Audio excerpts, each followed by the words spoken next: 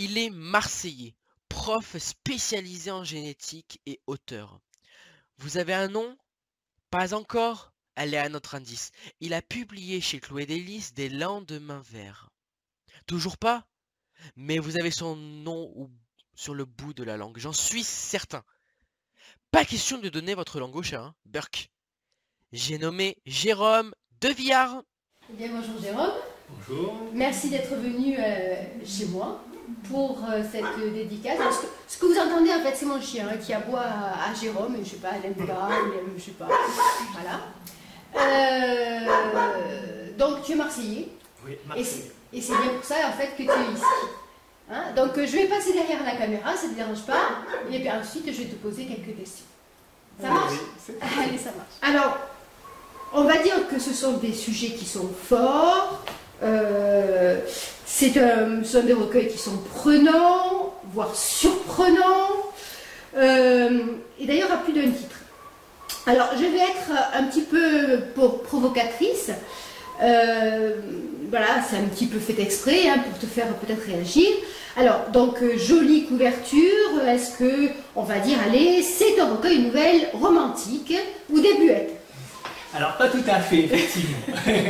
Ah. Contrairement au titre qui suppose que l'avenir est plutôt verdoyant, en fait, oui, c'est un peu l'opposition entre le côté de la nature qui pourrait être très beau et des problèmes d'écologie qui surviennent. D'accord. Et au milieu des hommes et des femmes qui sont un peu peut-être désemparés, qui se retrouvent au milieu. Mais est-ce que donc c'est un bouquin sur l'écologie avant tout, ou est-ce que c'est quelque chose sur l'humain ou sur, je sais pas moi? C'est le lien entre les nouvelles, c'est la nature, mais je pense que c'est quand même traité avec ces humanités à chaque nouvelle, une humanité différente et sa faiblesse ou pas par rapport à ce sujet. Alors pourquoi est-ce que tu as choisi ce thème de l'écologie aujourd'hui? C'est un thème qui est à la mode, on est bien d'accord? Oui. Alors est-ce que c'est parce que tu as succombé à une mode ou est-ce que c'est parce que toi tu es, on va dire, très impliqué dans l'écologie ou parce que tu voulais faire passer quelque chose, une idée par exemple? Alors j'ai toujours été passionné par la nature, proche de la nature. Et c'est vrai qu'à un moment donné, je me suis posé la question finalement, pourquoi on n'arrive pas à faire quelque chose sur le sujet de l'écologie, que moi-même, hein, je dis, ah, il faudrait faire ça, puis finalement, au bout du compte, on ne fait pas autant ce qu'on pourrait faire. Donc ça a été sur cette interrogation-là, comment ça se fait que finalement des gens qui ne sont pas plus mauvais que les autres se retrouvent confrontés souvent sur des déceptions, sur une inaction par rapport à ça. Je vais te demander, s'il te plaît, de me lire un passage de ton bouquin. D'accord? Alors, je te remercie aussi. Du coup, tu m'en avais parlé, j'ai eu beaucoup de mal à choisir un passage. Alors, à défaut, je vais prendre le tout début. D'accord. Donc, le début de la première nouvelle.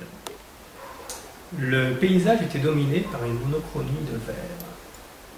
Le vert émeraude des collines, où se déployaient les forêts, le vert acidulé de la prairie, à l'herbe chatoyante, et aussi le vert du ruban couleur de jade que formait la route qui serpentait devant eux. Au sein de cet univers verdoyant, de temps à autre, des touches blanches apparaissaient, ça et là, sur le bas-côté ou dans les prés.